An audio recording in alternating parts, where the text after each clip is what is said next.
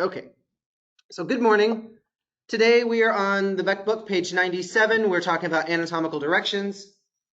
When we're talking about anatomy, we have to have a universal reference for how we are going to talk about the body. This is a three-dimensional structure. The body can assume many different positions. If you've ever seen breakdancing or yoga, you've seen how many different positions the body could be in. So very similar to a globe, the way we cut a globe in half to give us a northern hemisphere and a southern hemisphere, or we cut it down the middle, giving us an east and a western hemisphere. We then use directions on top of that, like north and south and east and west.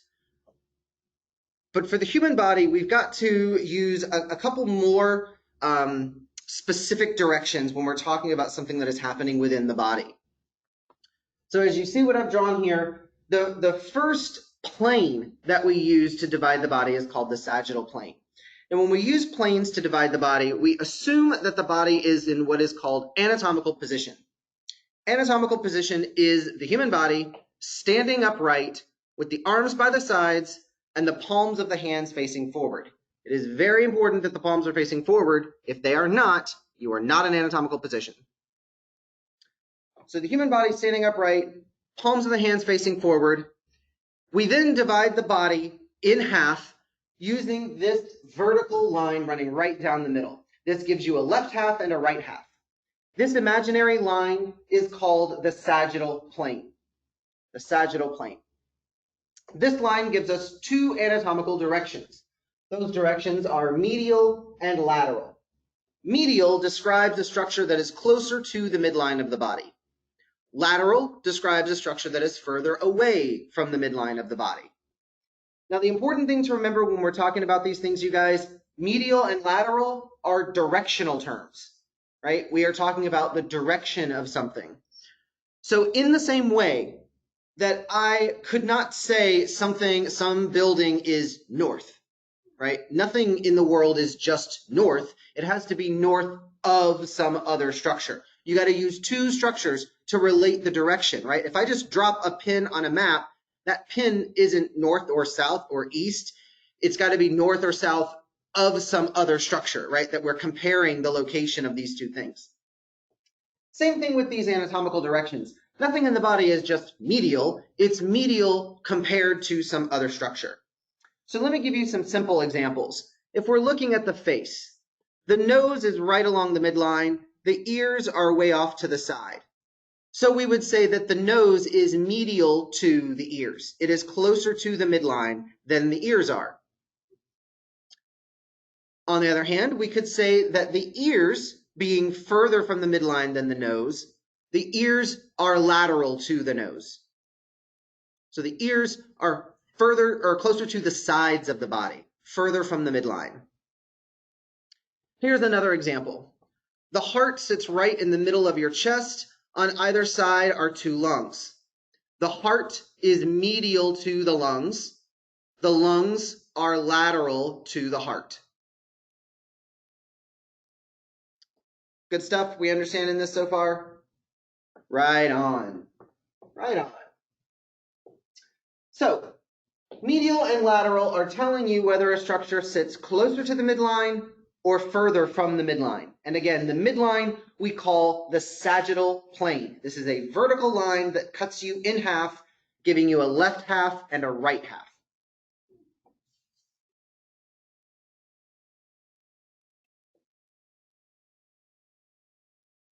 The next anatomical plane that we will talk about, here's my super detailed stick figure person.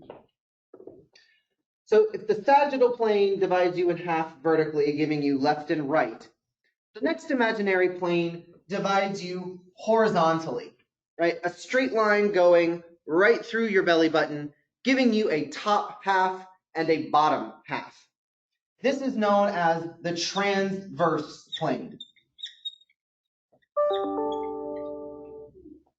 The transverse plane, again, is a horizontal line. It gives you a top half and a bottom half.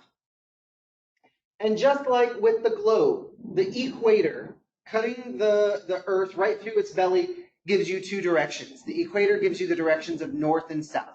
Something has to be north of that line or south of that line.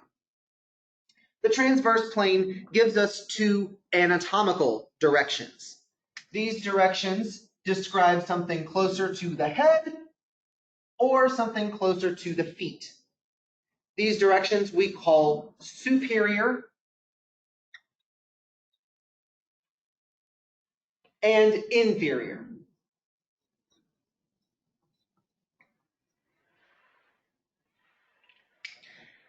Now, what I want you to keep in mind with this, guys, words like superior and inferior mean something else to us in our daily lives. When we say that a structure is superior to another, this isn't a value judgment. We're not saying it's better than something else. We're simply saying it is located closer to the head than some other structure is, right? The structure located below or closer to the bottom of the body, we would call inferior. So here's an example. The eyes are superior to the mouth, which means that the mouth would be inferior to the eyes. Here's another example. Again, the heart sits right in the middle of your chest. The stomach sits just below your rib line. The heart is superior to the stomach. The stomach is inferior to the heart. So again, just like using words like north and south, we are just describing whether something is closer to the head or if something is closer to the feet.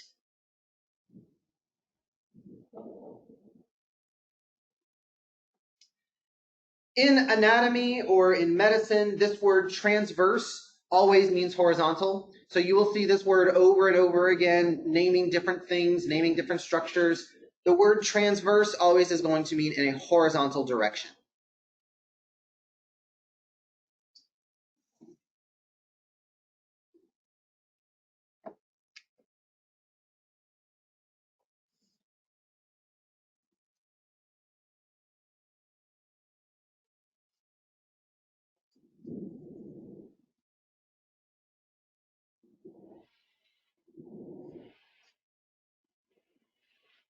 Right. So again, here's my very fancy little face. Now we see that this person is facing the side. The third imaginary line divides the body into a front half and a back half. So we would draw this line right about there. You got a front half and a back half. This imaginary line is called the coronal plane or the frontal plane. Welcome to anatomy. Everything has 5 different names. We just have to die mad about it. We call it the frontal or the coronal plane. These words are interchangeable. They mean the same thing. It does not matter which one you use, coronal or frontal. We're talking about the same thing.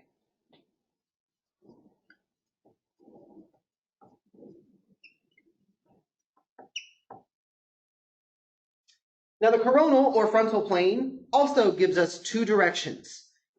Looking at this line, we could describe a structure that sits towards the front of the body or a structure that sits towards the back of the body. The words that we use to describe these directions are anterior and posterior.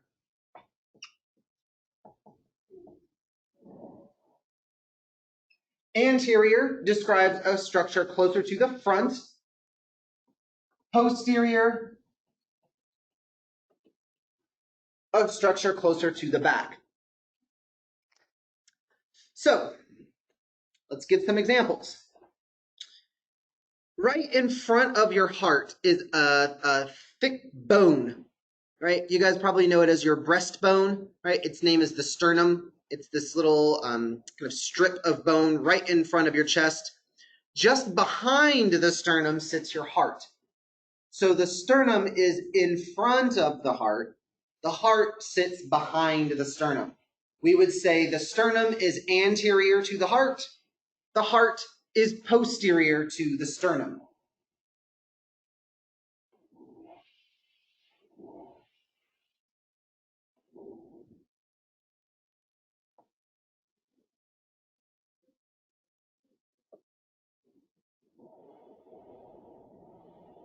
Good stuff so far?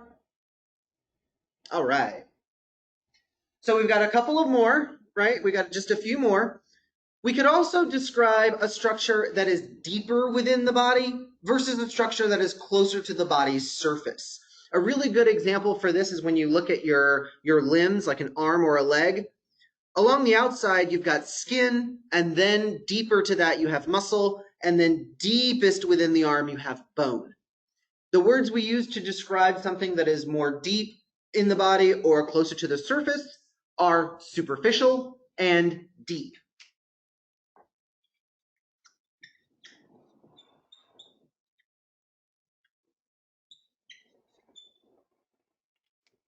So to give you an example of how we would use these words, again, going back to your arm or to your leg, right, with the bone deep in the middle, then wrapped around the bone would be muscle, and then along the outside would be your skin. We would say the skin is superficial to the bone. It is closer to the surface than the bone is. The bone is deep to the skin. I know it sounds weird to use the word deep that way, to say it's deep to something, but this is the way we use it in medicine. So muscle is superficial to bone, bone is deep to muscle.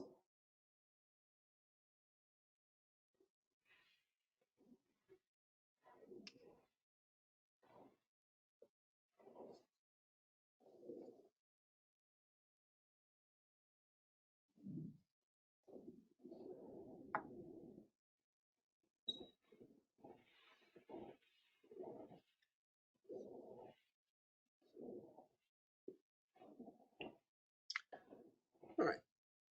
The next thing I want to mention is when we are looking at the structure of the body overall, we see how we have the head and the torso, but then the arms and legs look like they were just added on to the main trunk, right? You've got the main part of the body, and then we've got these little appendages, these little add-ons that are just kind of stuck on. When we are looking at an arm or a leg, we get a different set of directions, because of course we do. Looking at where that limb attaches to the rest of the body. We're talking about a hip or a shoulder. A structure that is closer to the point of attachment for that limb. So something that is closer to the shoulder or closer to the hip, we call proximal.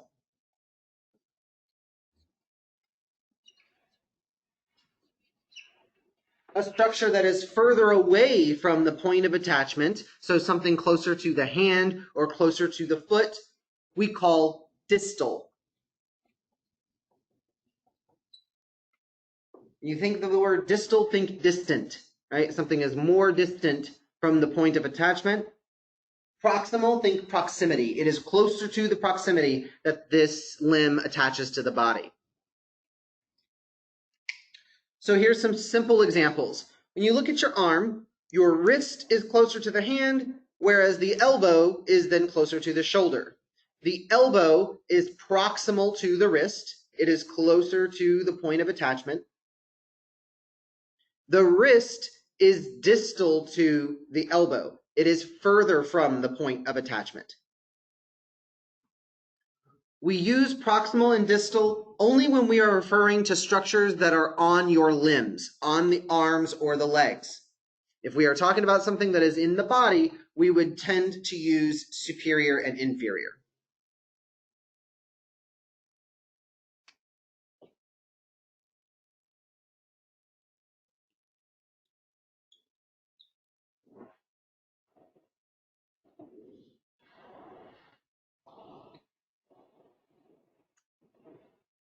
All right, so quickly, let's recap these directions. The first direction that we talked about was medial and lateral. Medial describes something closer to the midline of the body. Lateral describes something further away from the midline. We have anterior and posterior, which describe a structure closer to the front of the body would be anterior, closer to the back of the body would be posterior.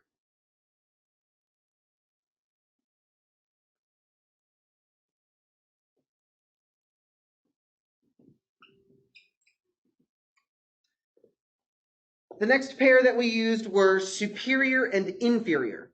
Superior describes a structure closer to the head, so closer to the top of the body. Inferior describes a structure further to the bottom, closer to the bottom. So we would say the head is superior to the feet are inferior to the head. Remember, these are not value judgments. We are just talking about directions. We're not saying one is better than the other. We're just talking about where they are located in the body.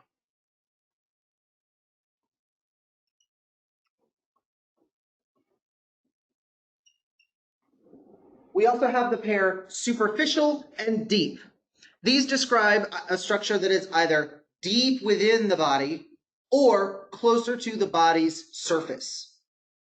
So we would say bone is deep to the skin, skin is superficial to the bone.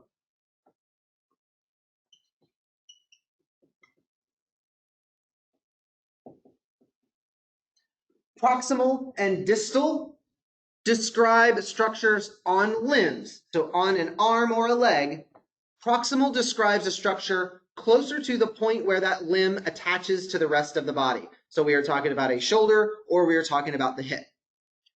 Proximal describes something closer to the point of attachment. Distal describes something further from the point of attachment. So something that is closer to the hands or to the feet.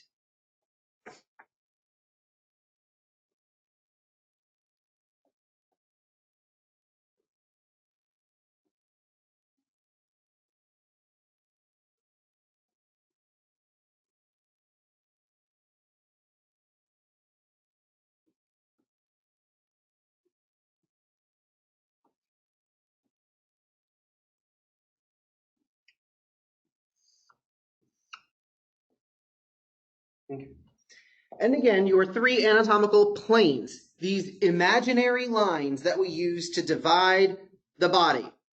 The sagittal plane cuts you vertically right through the middle of your face, giving you a left half and a right half. The sagittal plane is also called the midline. The coronal or frontal plane cuts you vertically but through the side, which gives you a front half and a back half. And the transverse plane is a horizontal line. It cuts you right about through your waist, giving you an upper half and a lower half. And each of these planes, just like the imaginary lines that we use to divide the globe, right? The equator running from the equator cuts the earth into a top half and a bottom half. That equator also gives you the directions of north and south. Something is either north of the equator or south of the equator. So this is how we talk about where structures are located within the body.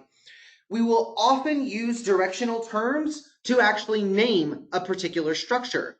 So when you are when you're having to learn different anatomical structures, you may see something called the anterior blah, blah, blah.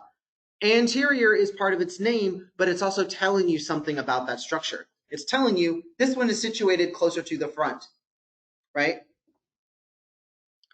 So let's turn to page 97. Let's catch up on some highlights. If you guys don't have any questions over what I've explained so far.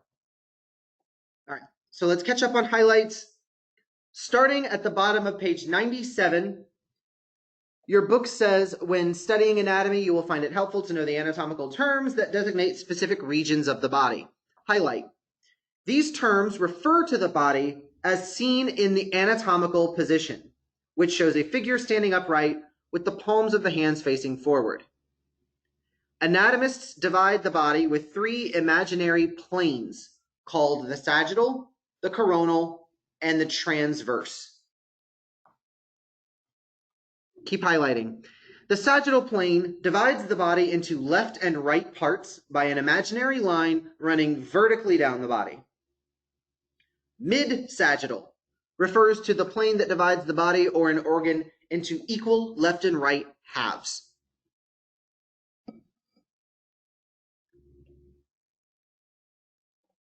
So a mid-sagittal line is just the special case that gives you equal halves. We could draw these imaginary lines anywhere through the body, right? We could draw a sagittal line here or here or here or here, but this one line gives you equal halves is called the mid-sagittal line. Next page, moving on, number 2, the coronal plane. Sometimes referred to as the frontal plane, is an imaginary line that divides the body into the anterior or front or ventral. Welcome to anatomy, there's always words for everything. And the posterior or back or dorsal side of the body. Now, real quick, let me just throw a little tidbit of knowledge at you guys. When we use words like anterior or posterior, we are talking about directions on a body that is standing on 2 legs, which is what humans do. But if we were talking about a 4-legged animal, like think about your dog or your cat, right? Dogs don't have a front or back because their body is oriented this way. Their anterior side is their belly side, and their posterior side would be their like the upper part, right, where you pet them on their back. So when you're looking at 4-legged animals like dogs or cats or horses or dolphins, we use ventral to describe the belly side and dorsal to describe the top side or where their back belongs.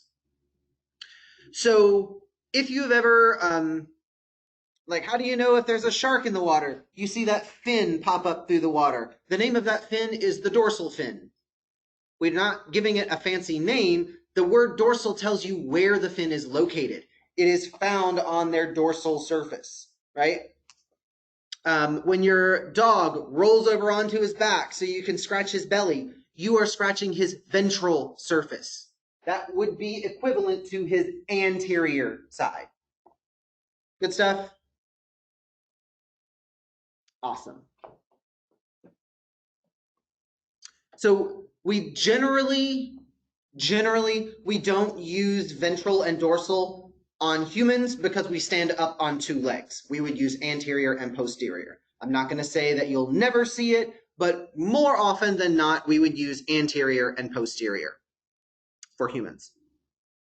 Okay, moving on, we're going to highlight number 3. The transverse plane is an imaginary line. It cuts the body horizontally into upper and lower portions. A transverse section cuts through a body part perpendicular to the long axis of the body part. So what do we mean by a transverse section? Well, if I were to take my arm, right, and I cut my arm horizontally, just like this, now you take my little arm stub that you just cut off and you look down at it, like looking at the rings of a tree. That is a transverse section. You have cut the body horizontally, perpendicular to the long axis of that limb, directly across. This becomes important if we're doing something, for example, brain imaging. If you're going to go get scans of your brain, they take images, it looks like slices of your brain. Well, what direction are those slices going?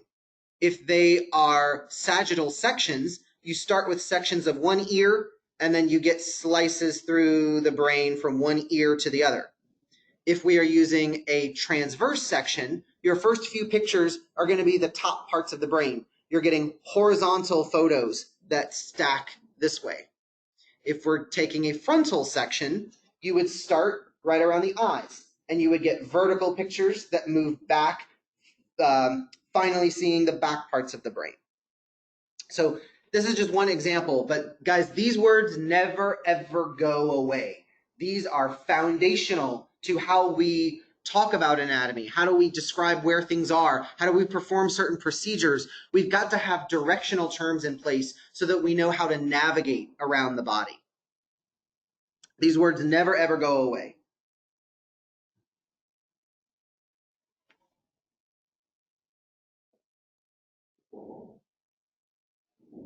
Okay. So let me ask you guys a couple of questions. I'm going to have you unmute your microphones so that you can answer me. How would we describe the position of the stomach and the brain to each other? How would we describe the stomach and the brain?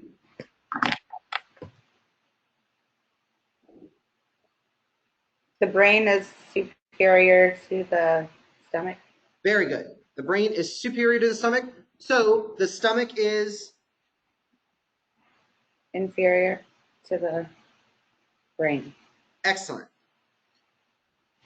What about the position of the nose to the ears? The nose is medial to the ears. Good. The nose is medial to the ears, closer to the midline. There's another way we could describe it. You're correct. We could also say, since the nose is closer to the front of the body, Anterior. anterior. Anterior. So the ears would be Posterior. posterior. Very good. Very good. How would we describe the relationship of the elbow to the shoulder? The elbow is distal to the shoulder. Very good. Very good. So if the elbow is distal to the shoulder, then the shoulder is Proximal. proximal. Very good. Very good. Very good. Mandy, do you have any questions so far?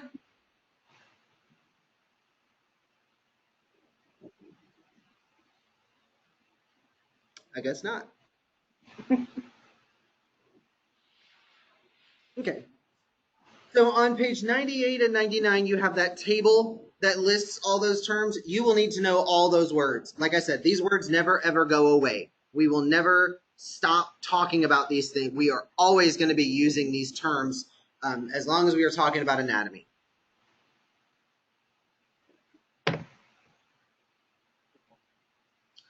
Just a few more that I want to mention real quick. The second term that's listed in that list is caudal or inferior. So we have cranial or superior. Cranial is clear enough, right? Superior is talking about something closer to the head. If we're talking about cranial, we're talking about the direction of the cranium.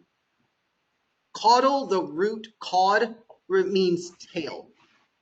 So cranial and caudal, you are talking about something either towards the head or towards the tail. Think about when you pet a dog. You pet a dog from head to tail. You are petting him in a caudal direction towards his tail. Now, if you go backwards and like ruffle up his hair, petting him from tail to head, now you are petting him in a cranial direction.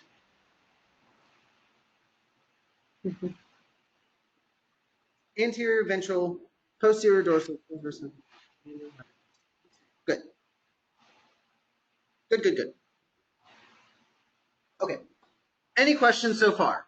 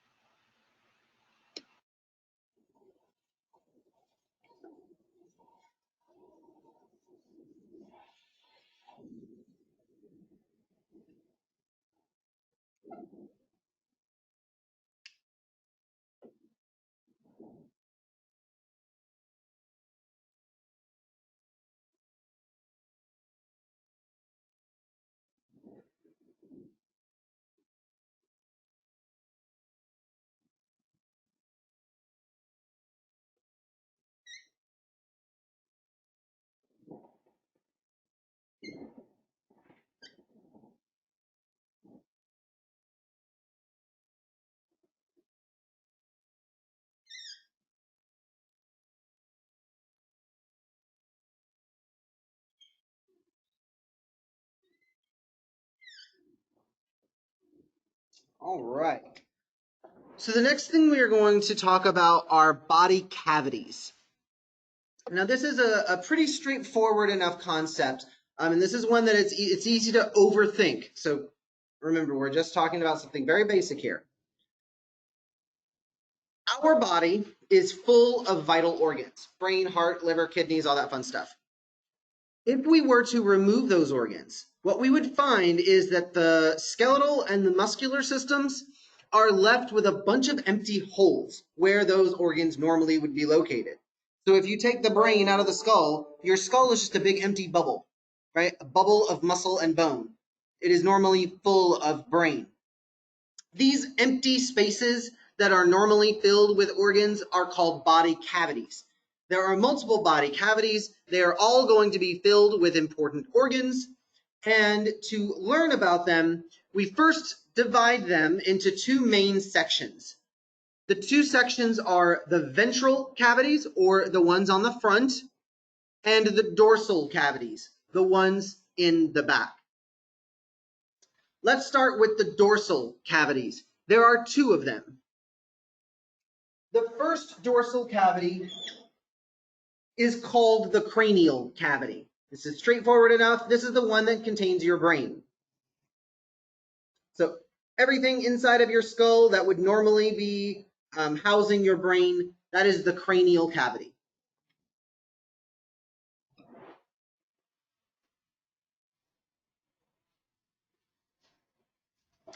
The next dorsal cavity is just below it, or should we say inferior to it. This is the spinal cavity. The spinal cavity houses the spinal cord.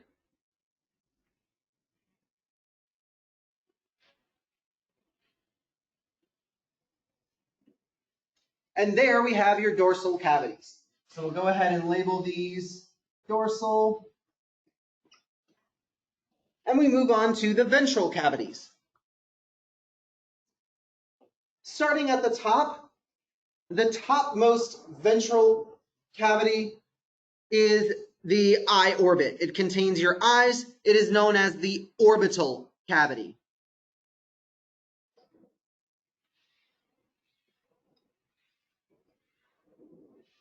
So the orbital cavity contains your eyeballs. The next cavity down is the nasal cavity. It contains your organs for smell.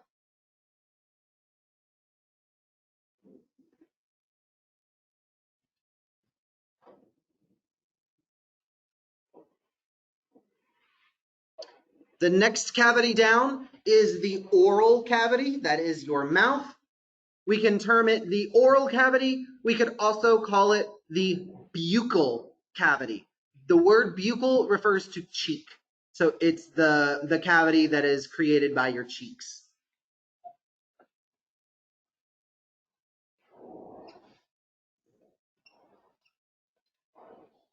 The word buccal is spelled B-U-C-C-A-L.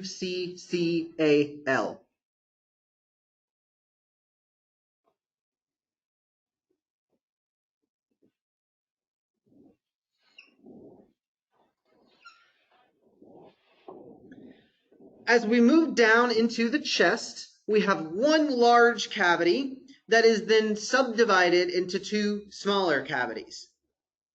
The larger of these two cavities contains the lungs. Each lung is held in its own special space.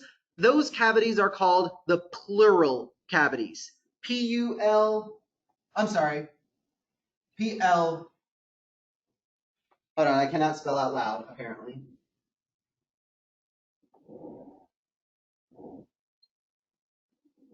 There we go. P-L-E-U-R-A-L. Pleural cavities. So the pleural cavities contain your lungs, and then we have the pericardial cavity. The word peri means around.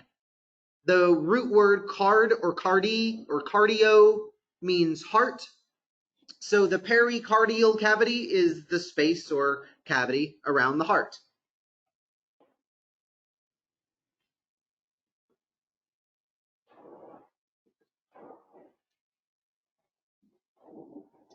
Now, both of these two cavities together, both the pleural and the pericardial cavity, they are both located inside of your rib cage, bordered by the diaphragm muscle on their inferior side.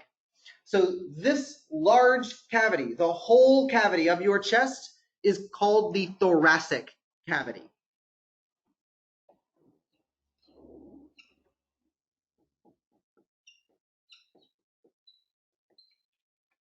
The word thoracic or thorax refers to the chest.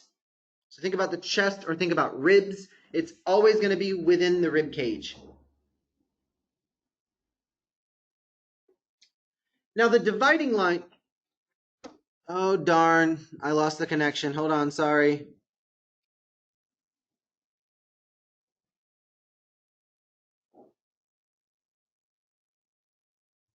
I lost the connection, sorry.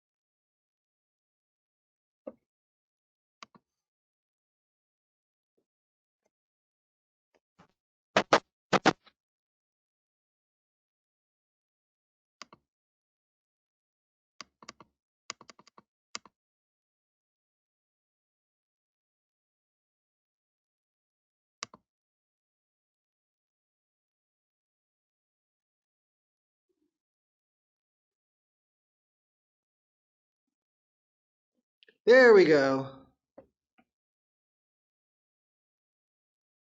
Stacy, can you hear me? Okay. I'm sorry, I lost my connection. I don't know what to say. Okay. Yeah, you stopped at I lost you when you were saying something about the heart and the lungs cavities together form something. Is that Okay. right? Yep. So the lungs are contained in the pleural cavity. The heart is contained in the pericardial cavity. Together, this whole thing, everything inside of your ribs and bordered by the diaphragm on its inferior side, is called the thoracic cavity. The word thoracic or thorax means chest. So it's the chest cavity.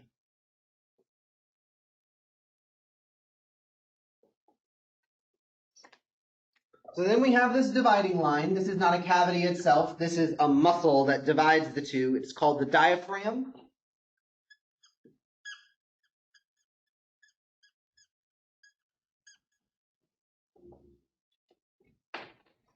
So again, the diaphragm is a muscle, divides the upper and lower cavities. So moving down, we have what we call the abdominal cavity. This is all of your abdominal organs.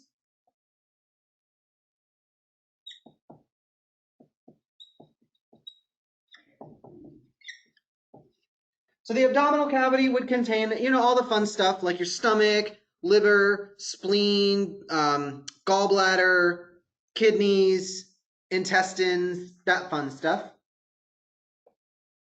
And as we move down the abdominal cavity, somewhere around 2/3 of the way down, we just kind of draw a dotted line. And then everything below this dotted line we call the pelvic cavity. Now, the pelvic cavity will contain your bowels, your bladder, and women, your uterus and ovaries, all those reproductive organs, all will be found in the pelvic cavity.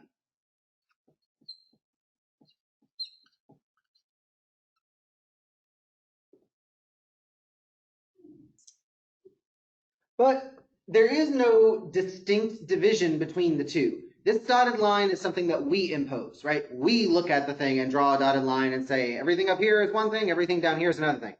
But the body does not care what we call it.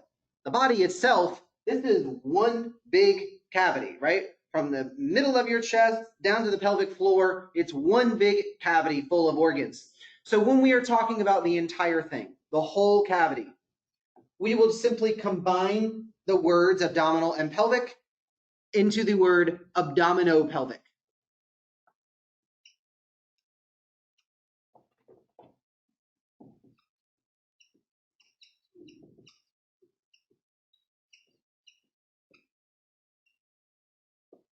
Abdominopelvic cavity. That is the whole thing, from the diaphragm to the pelvic floor.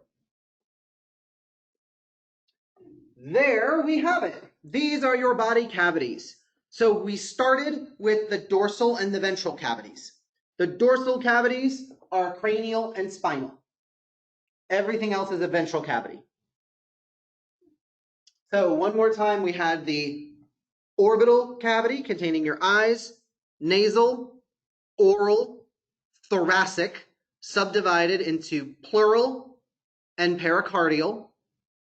Then we have a diaphragm that divides our abdominal, pelvic, and then together we call them the abdominopelvic cavity.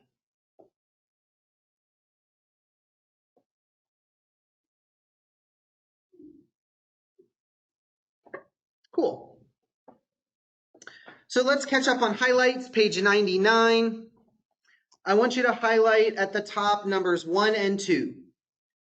So knowing the body planes makes it easier to remember where body cavities and organs are located. There are two groups of cavities, the dorsal and the ventral. Highlight 1 and 2. The dorsal cavities contain the brain and spinal cord, with the skull forming the cranial cavity and the vertebrae forming the vertebral or spinal cavity. The ventral cavities are the thoracic and abdominopelvic. The thoracic cavity is subdivided into pericardial, which contains the heart, and the pleural cavities, which contain the lungs. The abdominal cavity is situated, and I lost you guys again. Gosh darn it.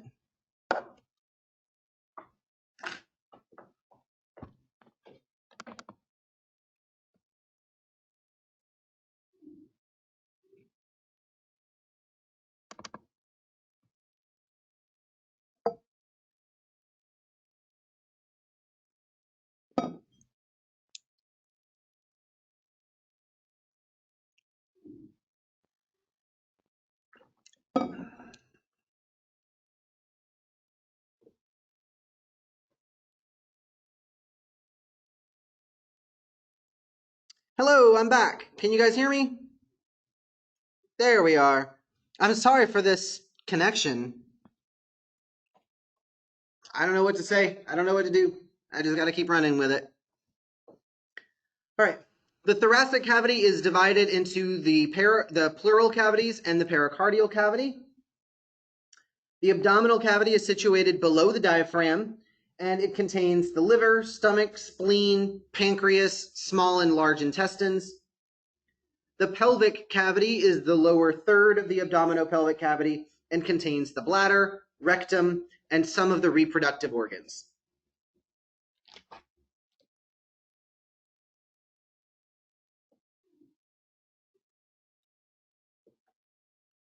All right. So on the next page, we have a very lovely illustration of everything that I just did up on the board.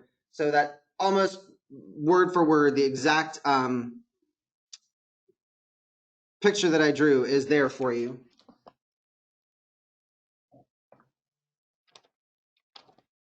All right. So if you have not yet noticed, we are unloading a lot of terms on you guys. I would recommend using flashcards because, again, these terms are super important. These terms never go away, right? This is not like trig that we're going to learn it and then never use it again. This is going to be like addition. You learn it and then you are using this every day for the rest of your life. So, body planes, anatomical directions, body cavities. Do we have any questions over what we've gone over so far?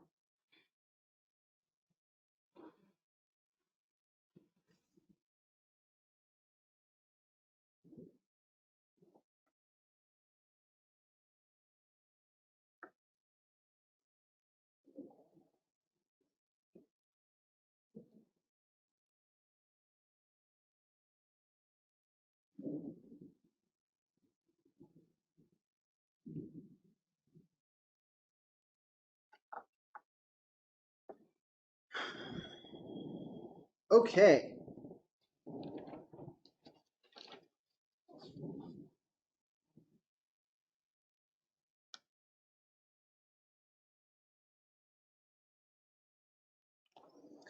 Okay.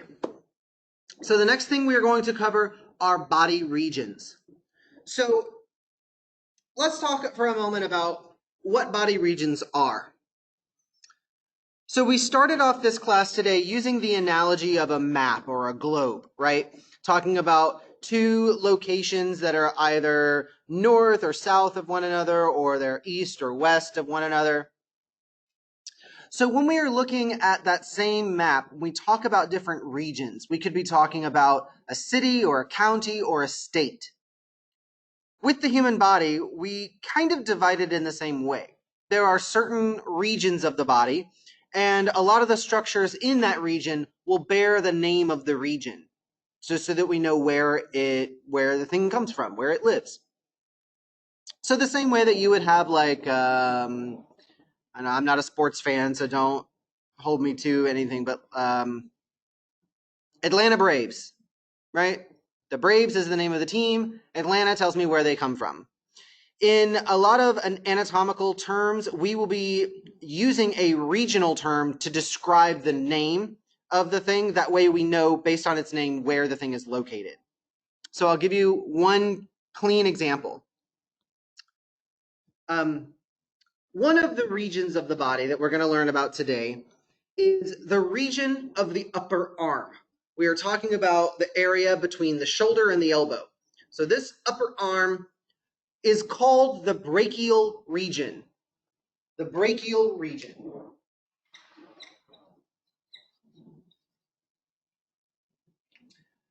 We get this word from Latin. The Latin word for arm is brachium. So the brachial region is of or pertaining to the arm.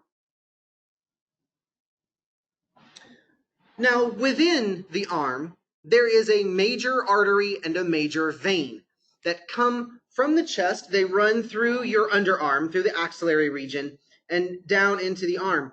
The name of this artery is the brachial artery.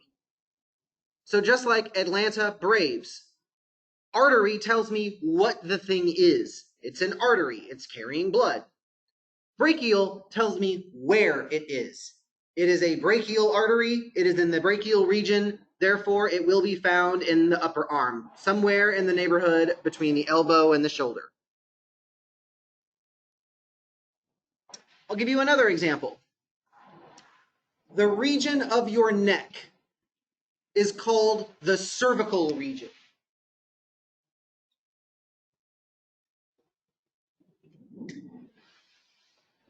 One of the vertebrae, one of the bones in your neck, these bones are called cervical vertebrae.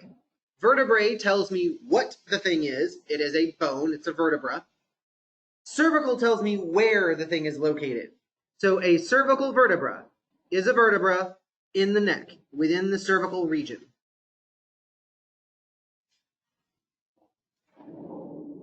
You will see this format played out over and over and over again in anatomy.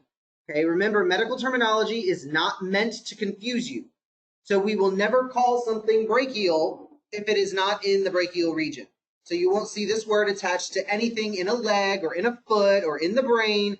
Brachial means arm. It is always going to have something to do with the arm.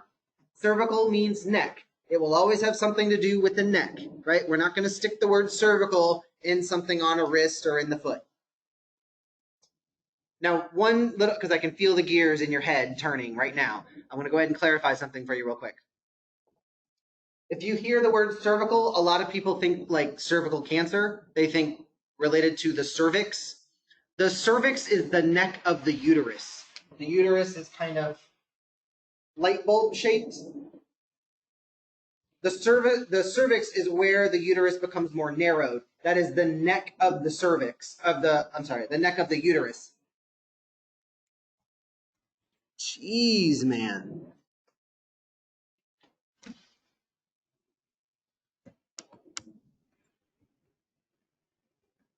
I do not know why I keep getting horrible internet quality.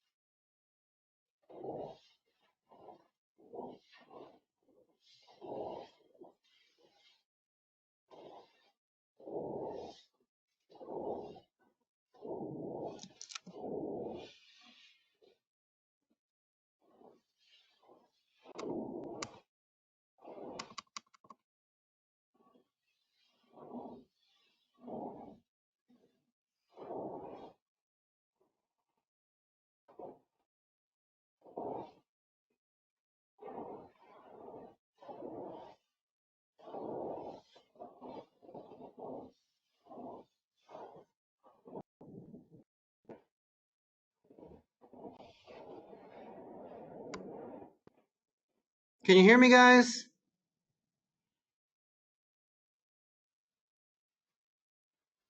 Yes, we can hear you. Whew, I can't No. see any of you guys. There Yeah, we we go. can't see you either. There we go. Can There you you see go. me now? Yes. Awesome. I am sorry about this connection, man. I don't know what to Yeah. tell you guys. I'm so sorry. Keeps cutting in and Okay. out on me. Okay. So I was talking about the cervical region being the region of the neck. So on page 100, we have a list starting with number 1. It goes all the way down and just names a bunch of regions of the body.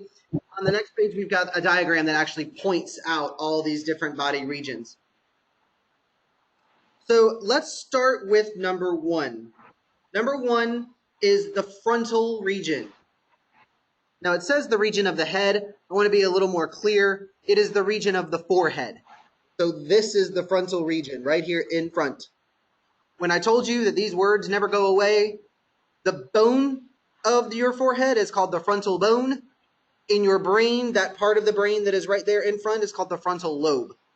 So again, we never get away from using these words. So the frontal region is the region of the forehead. The temporal region is the region of the temples. So we're looking at this region like right through here. The orbital region, just like we named the orbital cavity, is the region of the eyes.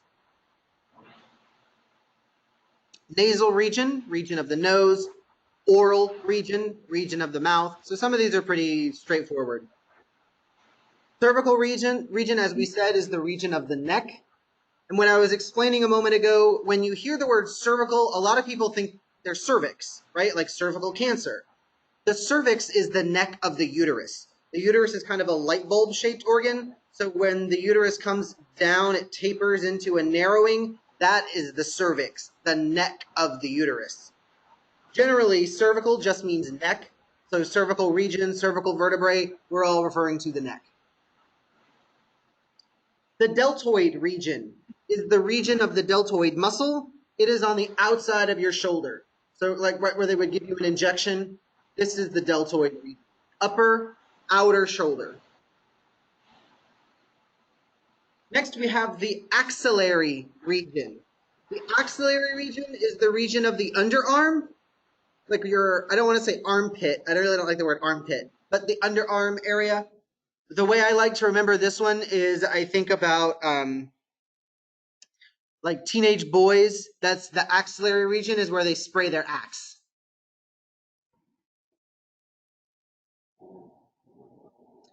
Brachial region. Like I said earlier, the word brachium is Latin for arm. So the brachial region is everything between the shoulder and the elbow.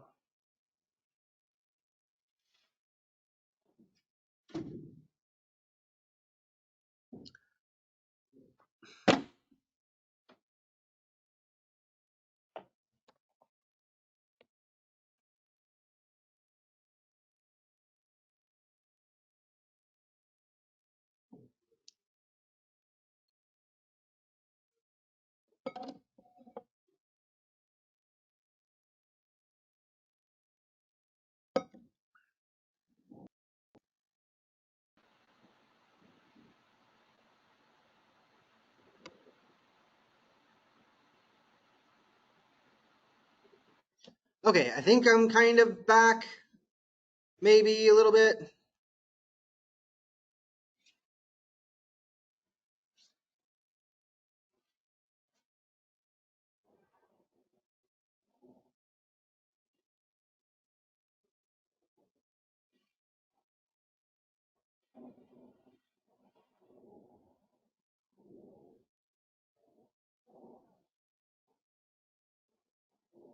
Can you hear me?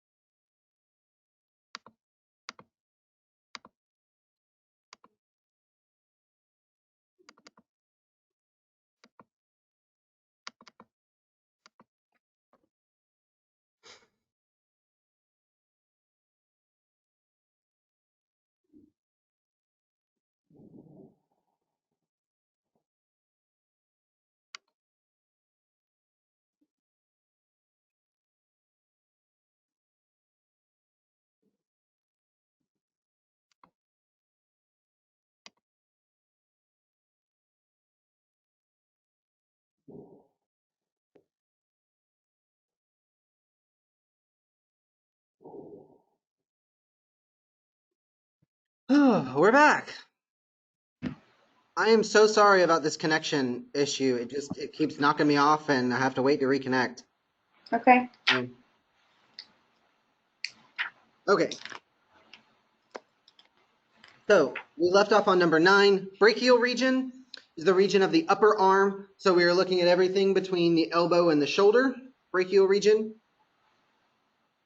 Next we have the cubital region. This is the region of your elbow. This would be the cubital region. Carpal region is the region of your wrist. So have you ever heard of carpal tunnel? Right? The carpal tunnel is a structure within your wrist. Palmar region, region of the palm. Then we have the digital region, the region of your fingers. The pectoral region, if you've heard of somebody's pecs, the region of the chest is these big broad muscles that cover the front part of your chest.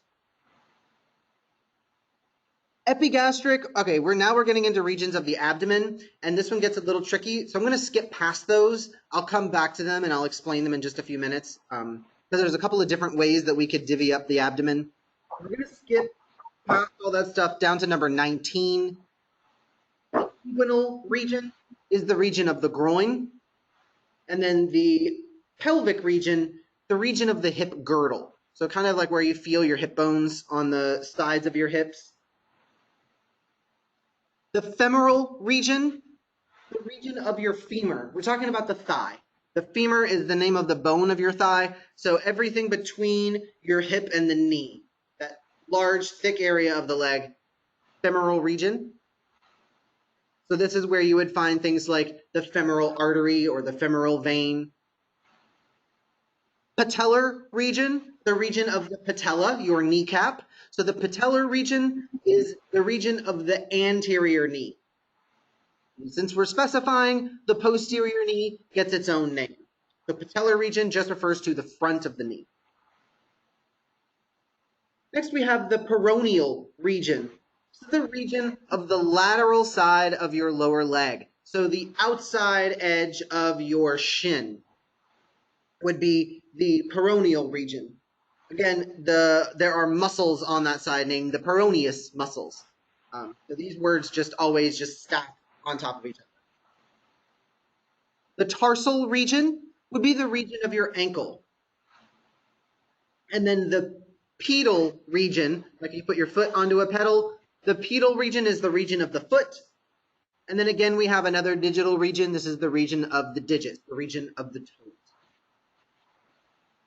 I know this is a lot of words and terms we're just throwing at you guys, but I do have activities where you have to label a diagram.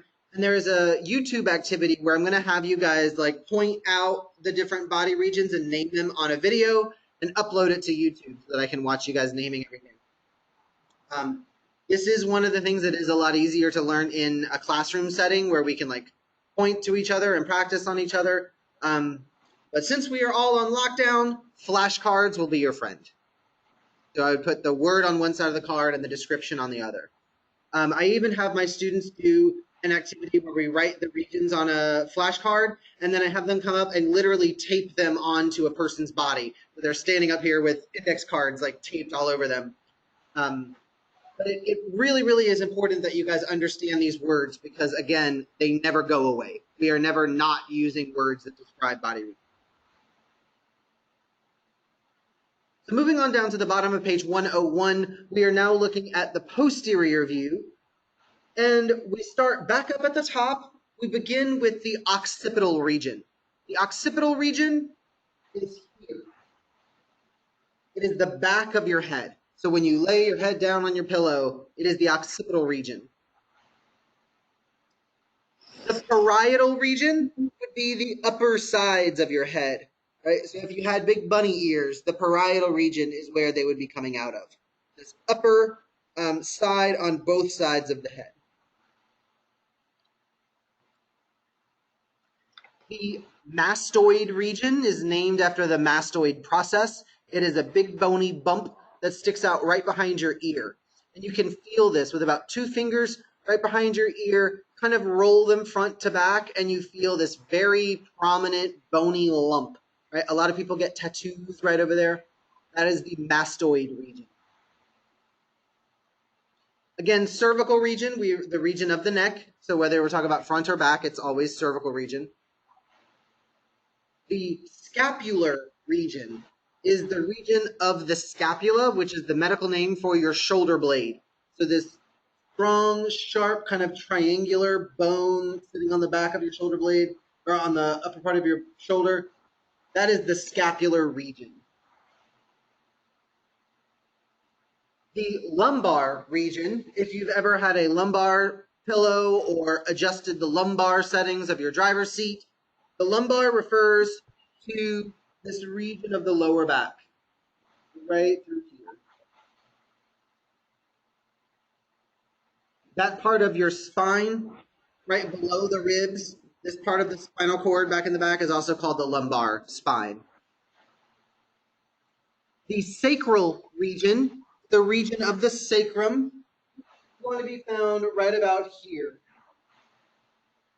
The sacrum is a triangular shaped bone right at the base of the spine, connecting the spine to your hip bones. The gluteal region is the region of your glutes, the region of the buttock. Then we move down after the gluteal region is again the femoral region. This is the region of the thigh. The back of the knee is termed the popliteal region. It's a kind of a diamond-shaped area right on the posterior side of the knee. We have the sural region, the region of the calf muscles. When you see somebody with really nice legs and you're checking out their calves, you're checking out their sural region.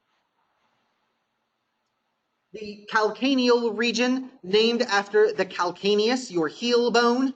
The calcaneal region is the region of the heel. And the plantar region, a plantar, like a plantar wart, is the surface of the sole of the foot, where you get plantar warts. The plantar region is the sole of the foot. Sole of the foot, there you go.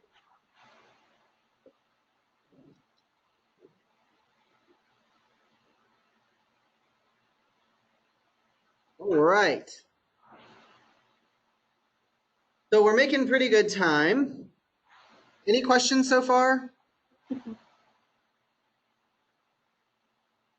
right. So the next section in your book says, explain the structure of the human body. This one's pretty straightforward. Again, this is a very general overview.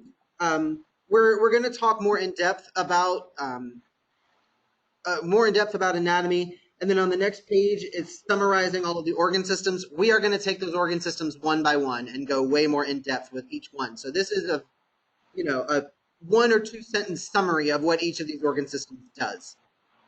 And if you took a health class in high school, then this stuff should not be anything new to you guys. So starting with explain the structure of the human body. The main parts of the body are the head, the spine, the trunk, and the extremities. By extremities, we mean arms and legs. The cranium houses the brain. The face is the front and lower part of the skull. It contains eyes, nose, and mouth.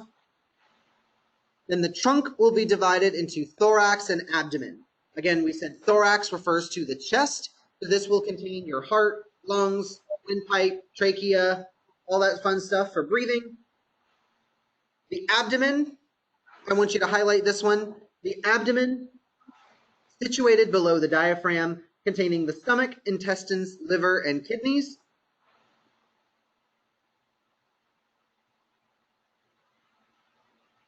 Pause highlighting. The diaphragm is a muscular partition located between the thoracic cavity and the abdominal cavity. It is the main muscle associated with breathing. Highlight the pelvic cavity is located below the abdomen and contains the bladder, some of the reproductive organs, the lower bowel, and the rectum.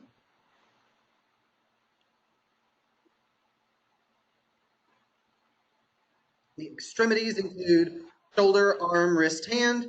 The lower limbs include the hip, thigh, leg, ankle, foot.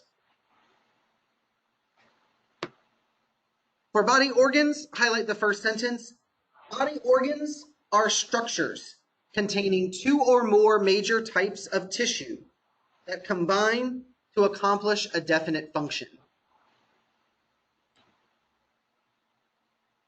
So when we say two or more major types of tissue, remember last week we talked about 4 tissue types: epithelial, connective, nerve, and muscle.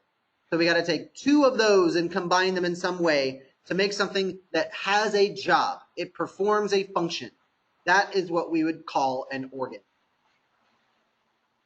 Now, several organs will join together to perform body functions, more complicated functions. These are organ systems. We will talk about, I believe, 10 organ systems. And again, if you've taken health class in high school, these will not be anything new to you. The first one we will describe is the integumentary system. Now, Stacy, I know you are very familiar with the integumentary system at this point.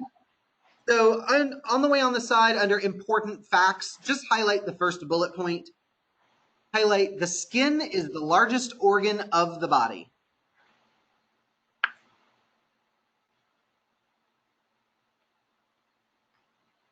So your integumentary system, we're talking about the system of the skin. It protects the body, it regulates your body temperature, it helps you secrete things like sebum, it excretes things like sweat, it gives you sensation, like your sense of touch. The next one we have is the skeletal system. This is all of your bones and joints. It protects vital organs the way your ribs or your skull protects vital organs. Serves as an attachment for muscles. So muscles connect to bones and then contract, causing the bones to move. The skeleton is the physical foundation of the body. Highlight the second bullet point. Bone consists of the hard framework on which the other body systems depend on for support and protection. The bone in the body is what we term hard tissue. It is the only kind of hard tissue in the body. Everything else besides bone is soft tissue. The muscular system, another specialized organ system. Highlight the first bullet point. Practically every contraction and movement of the body is due to the action of muscles. Almost any kind of movement that the body is capable of is ultimately going to be responsible or caused by muscular activity.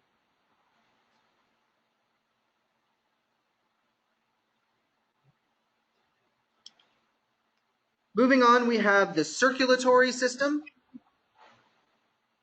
The circulatory system, we're talking about your heart, your blood vessels, the blood itself, and then highlight the function of the circulatory system. It controls the movement of blood and lymph throughout the body. The lymph may be a new word for you. We will talk more in depth about the lymphatic system later on. But for now, kind of like how blood is a liquid that is transported through a vessel, lymph is also a liquid that is transported through vessels. There is a blood vascular system, and then there is the lymph vascular system. This, like the blood, is a fluid that is traveling through tubes in the body, and it is always circulating through your body. The nervous system. Highlight the function of the nervous system.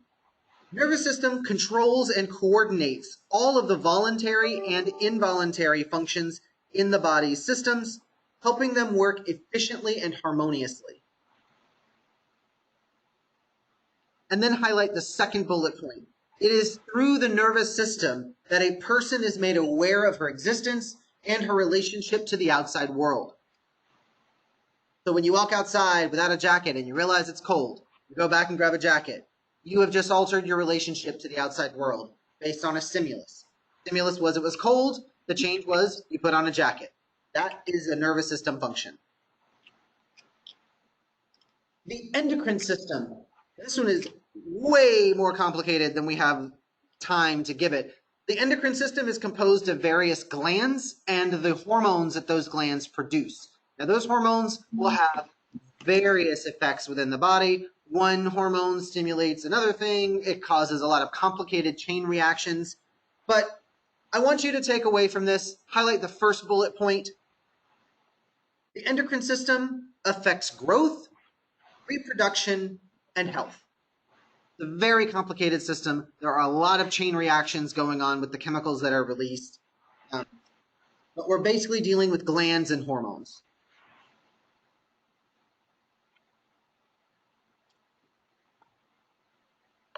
Next up, we have the digestive system. Highlight its function. Digestive system breaks down complex food substances into simple materials to be absorbed into the lymph and the blood to be used by body cells.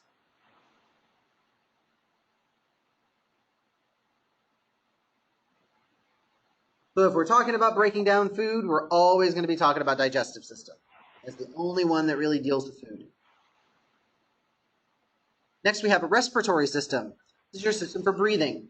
Highlight its function, absorbs oxygen into and releases carbon dioxide from the blood. Your respiratory system is mainly concerned with gas exchange, exchanging oxygen for carbon dioxide. Next up, we have the urinary system. The urinary system filters the blood. Kidneys filter out waste products from the blood, and then highlight the function, eliminate that liquid waste product from the body. So kidneys filter your blood, collect the waste products, store the waste products in the bladder. When the bladder is full, we urinate.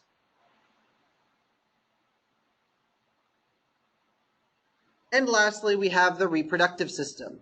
Highlight, reproductive system provides for reproduction, thereby ensuring the continuation of the species.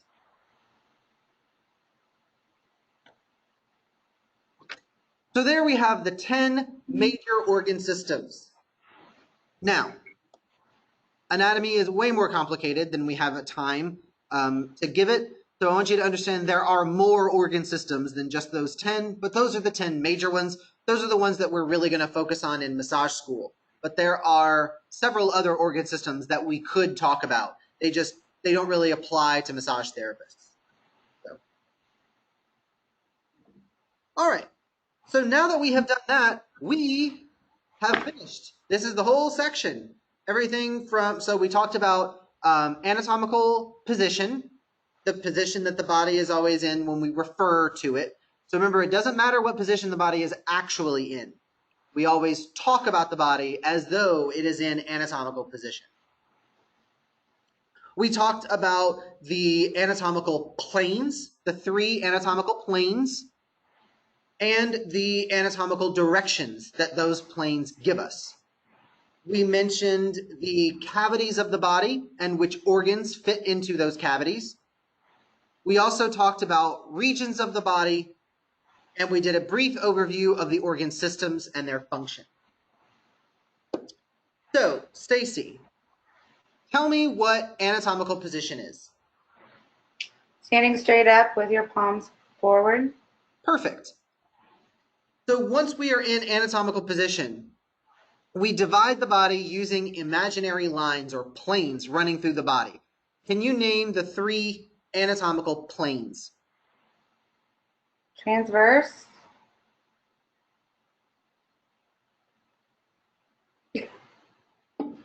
I'll have to look. Transverse. Frontal plane. Good. Frontal and Midline or sagittal. sagittal plane.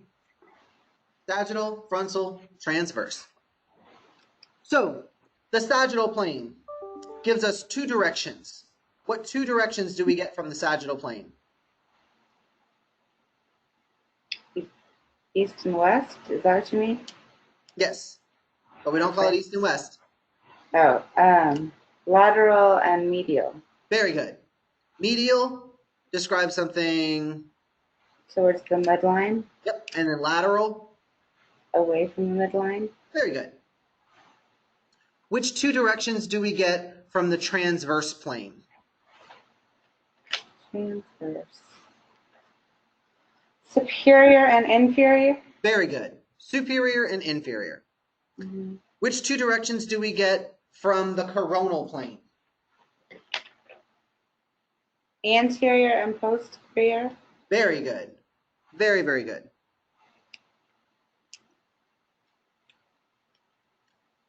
So name the 2 dorsal cavities for me.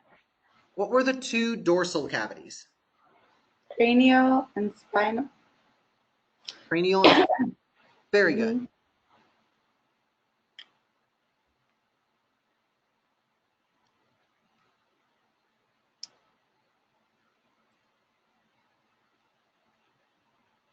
What were the names of the two divisions of the thoracic cavity? And which organs are found in each division? You mean pleural cavity and pericardial cavity? Yes, Is that what you mean? correct. Pleural is the lungs and pericardial is the heart. Very good. Very good.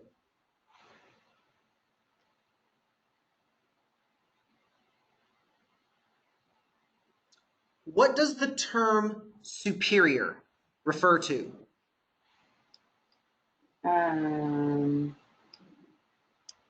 Above. Above. Very good. What about the term inferior? Below. Very good. Below.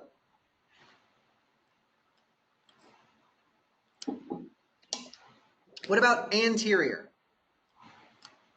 The front. To the front. Very good. To the front. And Yeah. posterior? To the back. To the back. Where is the transverse plane? What would that look like? A transverse plane.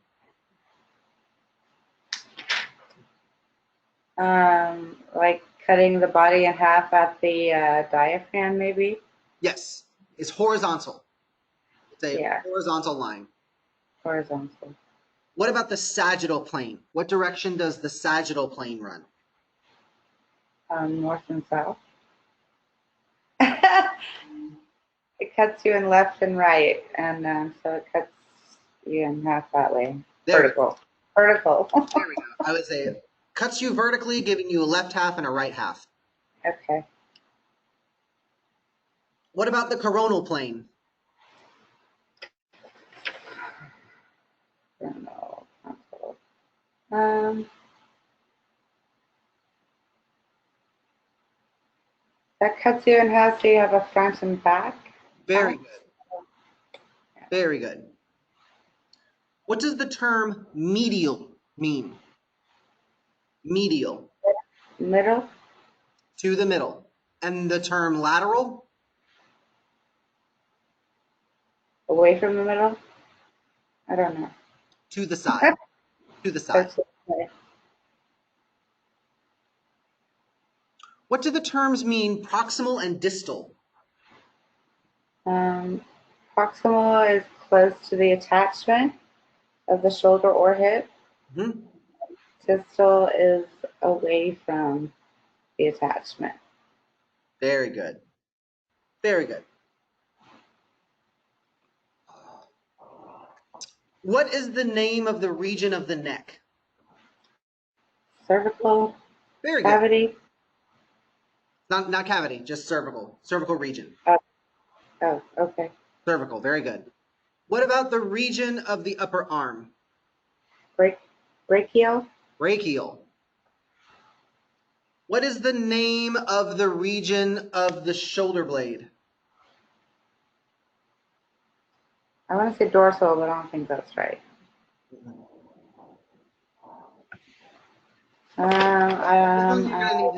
These take some time to study and get all those body regions nailed down. It is Deltoid. Deltoid. no deltoid is going to be here. Oh.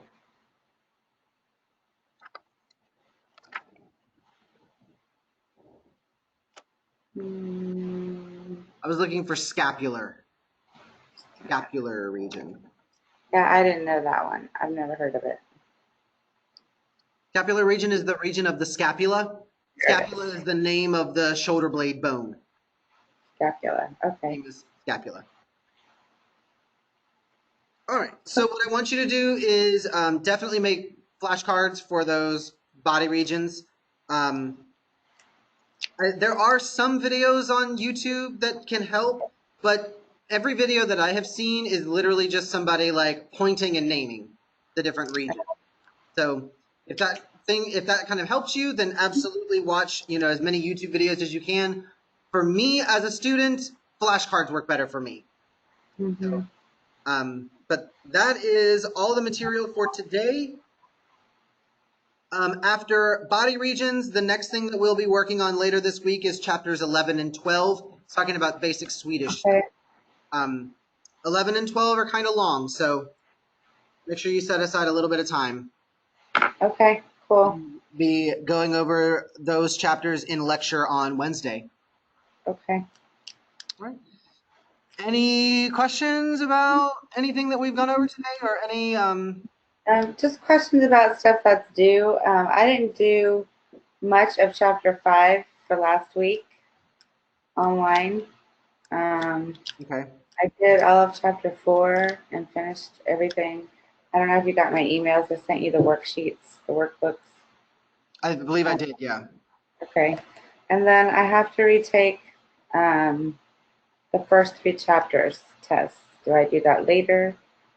Which Or ones? whatever the first 3 were. What was it? 1, 7, and 8? Oh, okay. I didn't do so well because I didn't have my book and I was just going by online. So, I can try to reopen those for you. okay. 1, 7, and 8. Yeah, I can open those Yeah. up for you again. So, Okay. you didn't complete the online stuff for last This week chapter. for chapter 5, like the cell? Yeah, I did a couple. I did some of it. I just didn't get all the way up to where you started today. Okay. I can open those up for you again. Are they closed? Yeah, they closed last night at midnight. Oh, they closed. Okay. Yeah. I can open them back up for you, but you got to stay on top of it from week to week because like 11 and 12 are big. It's a lot of material. So now this week you've got like tests from last week and then the cell stuff that you got to get. I mean, there's a lot of stuff to get done. So, but I'll get all that stuff unlocked for you today. I appreciate it. Thank you. Of course. All right. Well, if there's nothing else that I can help you with or any other questions, we can go ahead and wrap it up for today. But thank you so much for coming. I'm really, Yep. I'm glad I got to teach somebody today. Yeah, me too. Thank you. All right. Shoot me an email or shoot me a text message if you have any questions. Will do. Thank you. Of course. You enjoy the rest of your day. You too. Bye-bye. Bye.